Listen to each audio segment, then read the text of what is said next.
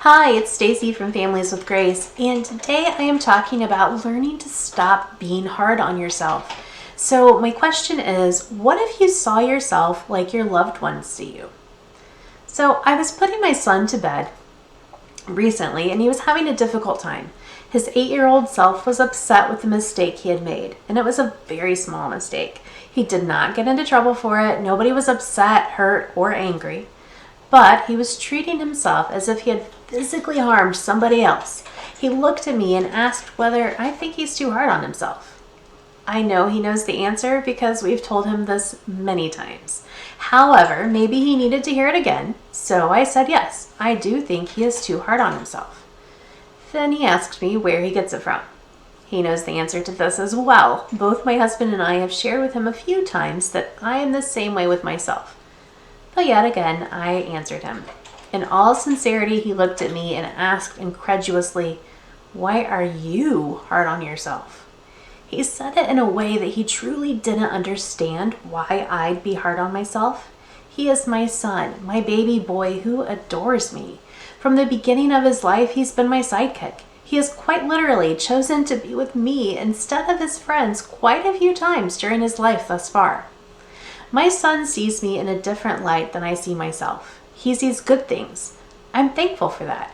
It left me wondering, though, why am I so hard on myself? And more importantly, how can I start being kinder to me and teaching my son to do the same? So here's what it looks like being hard on yourself.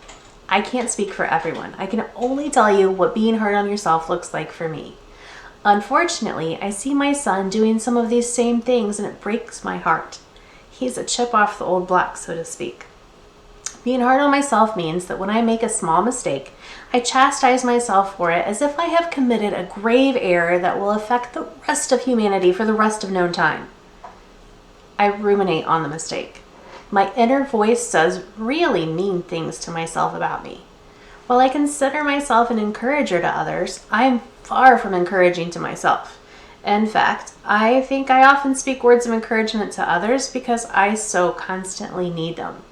Yet when someone does compliment or encourage me, I struggle to believe them. For me, being hard on yourself means that no matter what you do, it's never enough. I always find myself wanting. I struggle to acknowledge the good things I've done and focus instead on the negative things. While I might accomplish many things in a day, I focus instead on where I failed and the tasks I did not get to. Another way I'm hard on myself is taking responsibility for when things go wrong or others are upset, even when there's no possible way I'm the cause. I remember doing this even as a child. When I came home from school and my mom had had a bad day at work, I felt like I was responsible. And let me tell you, I have an incredibly sweet mother who has always been a positive influence on my life. She did not take her bad days out on me in any way. I could just sense her feelings and somehow felt that I was at fault. So here's the truth behind being hard on yourself. I won't pretend to know the entire truth on why all people are hard on themselves. I don't even fully understand why for myself. Instead, I suspect a lot of it, for me at least, stems from two things: being a people pleaser and being a perfectionist. While I think I'm not a people pleaser so much these days, the truth is I am. I don't like conflict. As someone who's sensitive to others, I don't like negative emotions. Who does? But I often quite literally feel what those near me are feeling. I don't care what people think about things like what I'm wearing or doing. I'm comfortable in my own skin. However, I really don't want to upset the people around me. I avoid conflict like the plague. So I guess you could say that I am a people pleaser, even though I really don't want to admit that. Then there's the perfectionist side of me, which goes right along with people pleasing. I want things to be just so. More than anything, I want to be the person that I expect me to be. And sometimes that person conflicts with who I actually am. I'm a quiet introvert. Sometimes I'd love to be a gregarious extrovert who confidently walks into a room and chats kindly with everyone they see. Even though I know that isn't me, I'm often hard on myself when I do just the opposite. As I slump into a room, hoping nobody notices me, find a friend I can latch onto, and then count the time until I can escape, I am simultaneously mad at myself for not being different. My perfectionism usually has way less to do with physical attributes and things as much as it has to do with myself. I want to be perfect, but I'm not. I fail and come up short, so then I'm hard on myself. So let's talk about learning to be kinder to yourself. And I have to start with saying I am a work in progress. I certainly have not conquered being hard on myself, but I'm working on it. I noticed how I was being hard on myself even more after having children. Then I really paid attention when I saw my kiddos being the same way. My daughter has been hard on herself for sure, but my son amps up to my level of being hard on himself.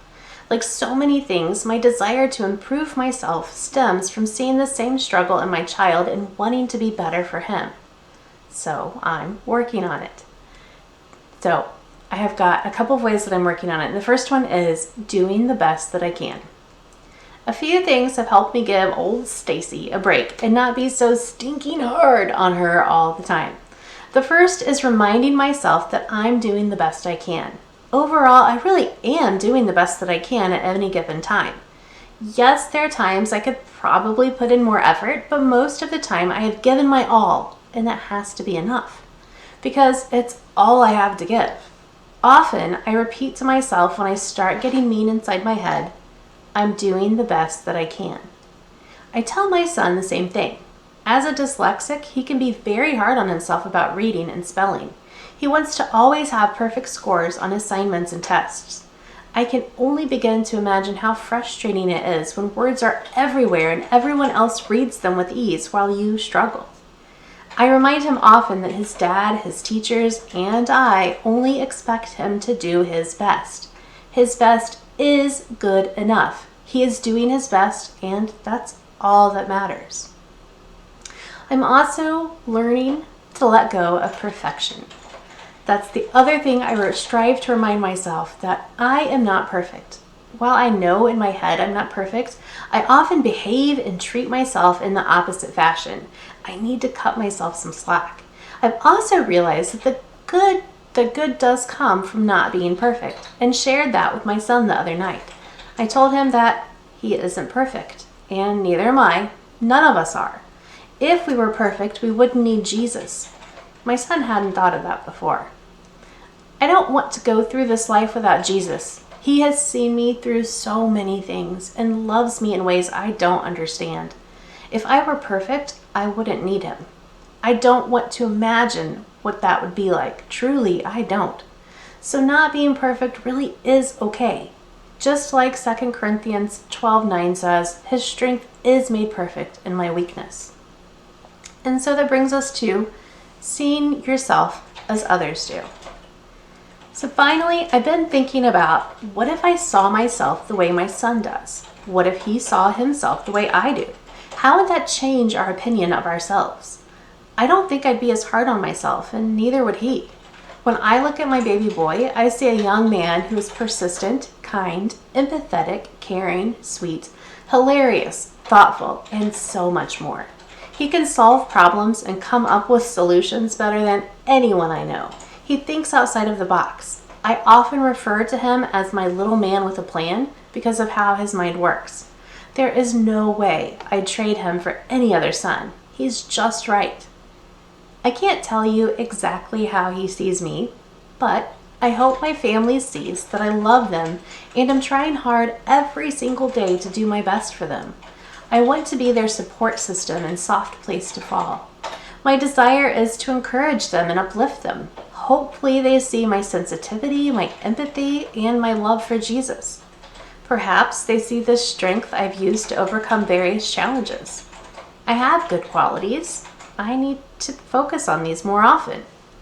Can you imagine how much more my attitude would change if I allowed myself to peek at the good things God sees in me? He truly knows me. Even in my relationship with him, I can imagine him shaking his head at my faults. But he knows we aren't perfect. He sent his son to die because of how much he knows this. He is a loving father who loves us as a whole person. Just like I see the struggles and faults my kids have,